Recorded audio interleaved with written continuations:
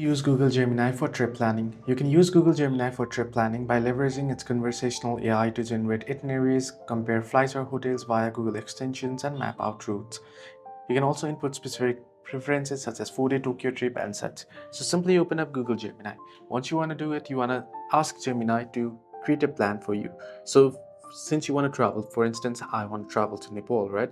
So I want to travel Nepal, or you can use it the voice feature as well. So allow the microphone feature, and all you gotta do is now here send in a voice prompt, right? For example, here, I plan on traveling to Nepal, so make me a routine and itinerary of the travel from 15th of May for 4 days, and you can send it.